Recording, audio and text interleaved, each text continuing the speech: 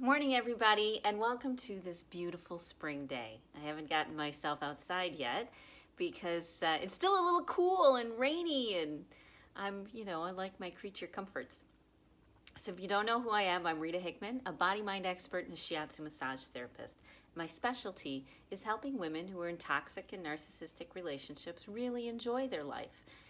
Break free from the things that are keeping them down, inspire them, give them energy again, give them focus and clarity, help them figure out how their body works so it stops betraying them, dealing with anything from menopausal symptoms to perimenopausal symptoms to nervous system reactions to chronic pain, to chronic illness, to fatigue, brain fog, all of those things. That's my specialty, is really working on the ground floor of what gets in the way of you making the changes you need to make.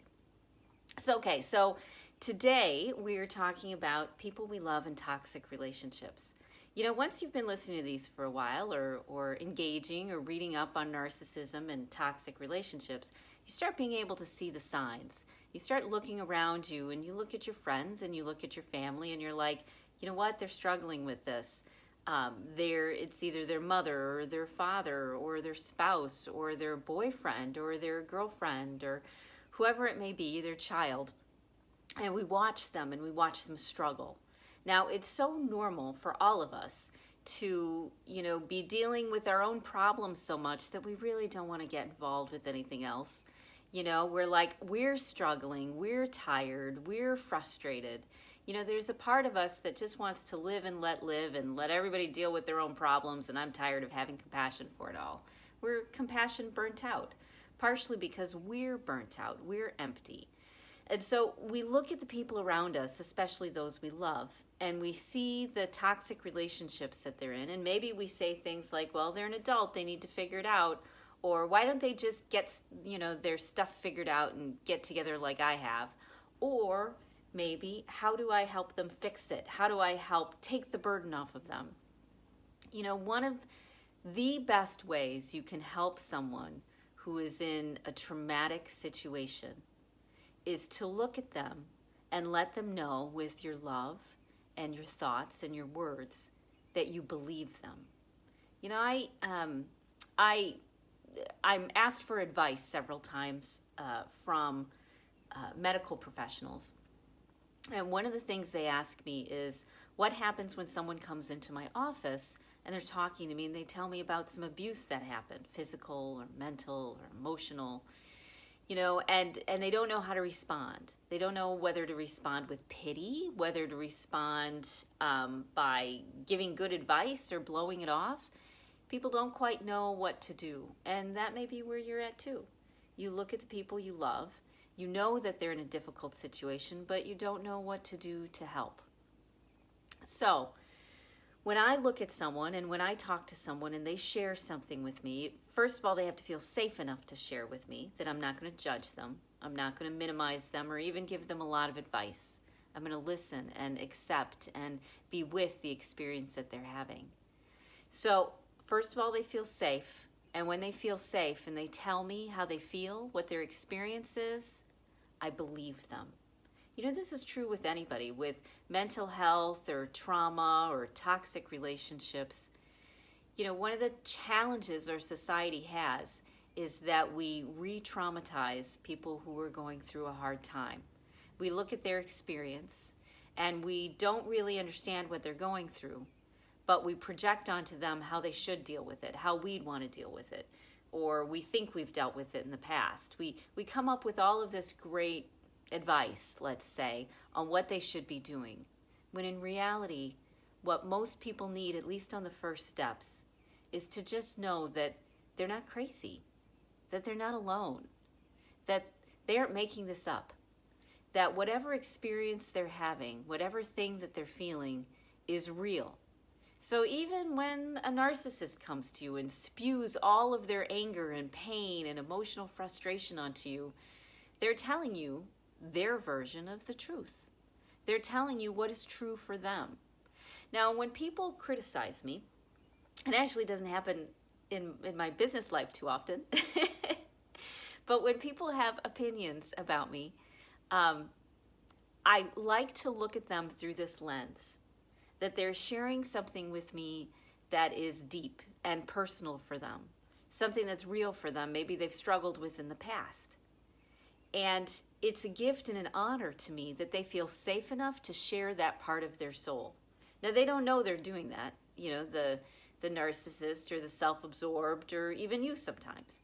When we complain or criticize or tell somebody else what to do with their life, we tend to not recognize that that when we say those things, it exposes us in the most beautiful and wonderful way. Whether it's a tone that's angry or a tone that's depressed or a tone that's critical, we're allowing ourselves to open up and be vulnerable to another human being.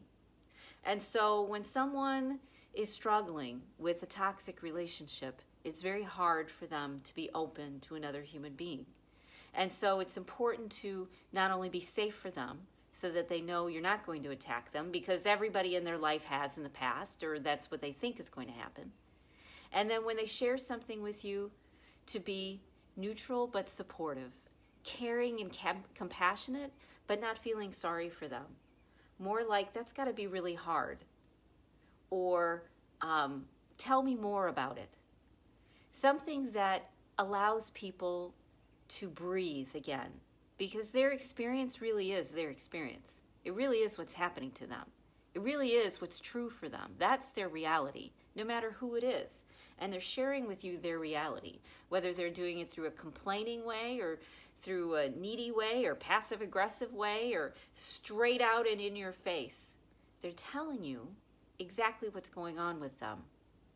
And if you can get to a place where you can look at them with love and compassion, you can hold that sacred space. It's one of the hardest things to do, is to hold that sacred space for somebody else to evolve and grow without judging them, but with kindness and love and support. Because this is how that happens. When people feel safe and they get consistent nurturing and nourishment, they start to build structures that lead them out into a new life, that give them a bigger vision, that allow them to move forward.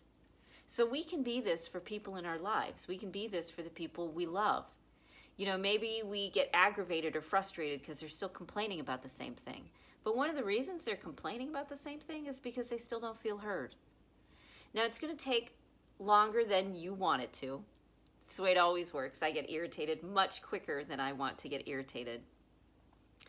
And it's still going to move forward. You have to learn how to celebrate with them their wins, their next steps, their new attitudes, because they're going to fall back on the old patterns. You're not going to give them some gem of wisdom and suddenly they're going to evolve into a new human being. They don't trust anybody. They're tired and exhausted, just like you.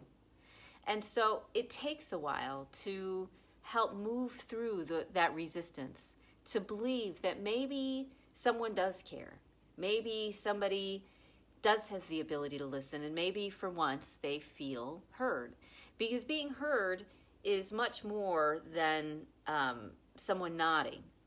Being heard is when you feel as if you're being heard.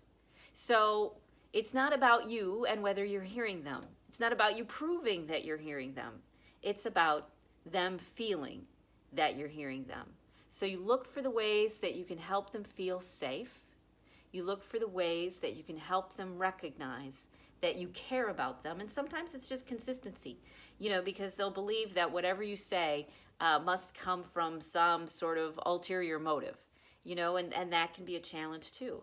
So you stick with the message. It's the company line, I like to say. You stick with the message, you help people feel safe, and you help nourish them.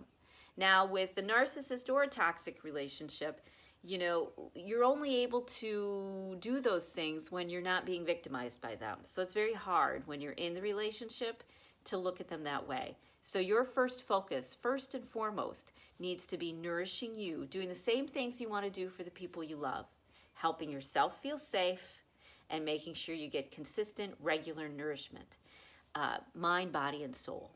And so when you do those things, you'll start to build structure. And then you'll get to the point where you'll see the people around you, as I said, and you'll be like, aha, I see that. You're struggling with this. I see it.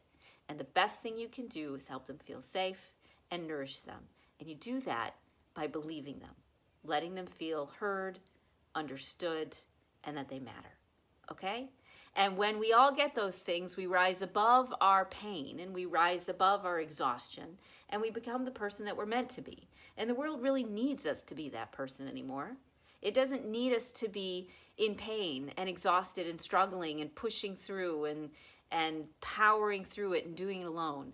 It needs us to be the best version of ourselves. And that includes feeling our best so that we can be present and loving to the people around us. And that will help raise them up too. Okay? So here's your homework assignment for today. I want you to find one person that maybe irritates you a little bit because maybe they complain a little bit too much or maybe they seem so, like droopy. And I want you to spend a little bit of time with them. It doesn't have to be long. It can be 5 minutes or 10 minutes. So have an escape plan. If you're worried you're going to get trapped for 45 minutes, have your escape plan. Either I need to make a phone call or I only have 5 minutes or I only have a few minutes left. Set that up before you enter it so you don't end up feeling trapped. And then spend 5 or 10 minutes, or longer if you want, but that's if you want, or longer, being present to them, listening to them, no matter what they say. And not in your mind saying, oh, when will they be done? Instead saying, you know what, this person's really struggling and I'm blessed and grateful that they feel safe enough to share these things with me. And I want to hold this space so that they know they're not alone and that their struggle is manageable and that they can do it and it'll be okay. When you hold that energy, that's what changes the world. That's what makes the difference. When we hold the energy of, oh, I'm so tired, then people feel that. So you need to make sure your energy is good. You need to make sure you're in a good space. And when you're in a good space, go find that person, spend 5 minutes, and be present to them. Okay? So I will see you tomorrow. Tomorrow night, 6 p.m. Central Standard Time. We have all of my friends, all of my healer friends from around the world. We're going to be talking about narcissism and the different questions that have come up and ways to deal and the tools that they have. We're so big, we're even going to have a moderator. So you just have to show up on the Rita Aiken Hickman business page. And so look for that. Do a quick little search or look for the event. And so you show up on that page and it'll live stream just like this, okay? And we'll only keep it up for a few days. And I hope to have a good crowd, and we're definitely going to have a great discussion. It'll be a wonderful roundtable with healthy, beautiful, cool, interesting women that can share with you how to really make this stuff work, okay? How to heal, how to move forward, and how to do your best and feel the best that you can. That's what we're good at. That's what we've done, and that's what we want to share with you. Okay, so tomorrow night, 6 p.m. Central Standard Time. Look for the business page. It'll be live streaming there. I think that's it. So I hope you have a great day, and I'm looking forward to seeing you tomorrow. I know I will have a great day. Bye.